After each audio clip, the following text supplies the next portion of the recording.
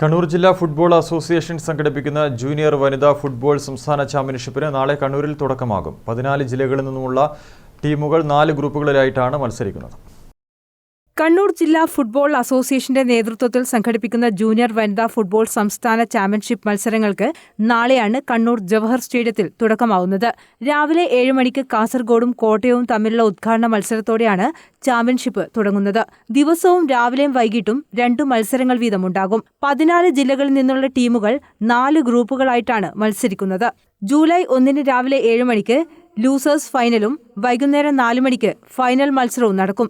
ദേശീയ ചാമ്പ്യൻഷിപ്പിലേക്കുള്ള സംസ്ഥാന ടീമിനെ തെരഞ്ഞെടുക്കുമെന്നും സംഘാടകർ കണ്ണൂരിൽ അറിയിച്ചു. ഈ ചാമ്പ്യൻഷിപ്പ് നമ്മൾ കുറേ വർഷമായി ഇവിടെ സംഘടിപ്പിക്കാറുണ്ട്. സംസ്ഥാന ചാമ്പ്യൻഷിപ്പ് എന്ന രൂപത്തിൽ നമുക്ക് സംഘടിപ്പിക്കാൻ കഴിഞ്ഞിട്ടില്ല.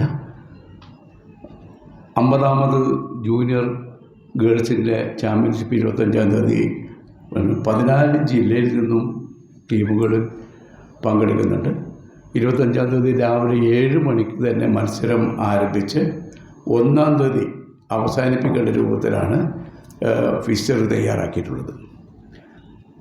ഈ മത്സരത്തിൽ ജയിക്കുന്ന ടീമിനല്ല കളിക്കാരെ അല്ലെങ്കിൽ ജയിക്കുന്നവരെ വെച്ചിട്ട് ടീമിൽ നിന്ന് സെലക്ട് ചെയ്ത്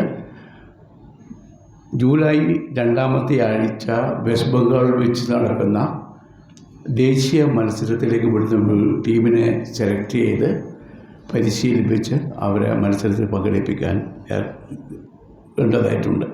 കണ്ണൂരിൽ നടന്ന വാർത്താസമ്മേളനത്തിൽ സംഘാടക സമിതി chairman VP Pavithran, general convener VM Baburaj, KV Ashok Kumar, N Kunhiraman, V Raghunath എന്നിവർ പങ്കെടുത്തു. News desk Kannur vision.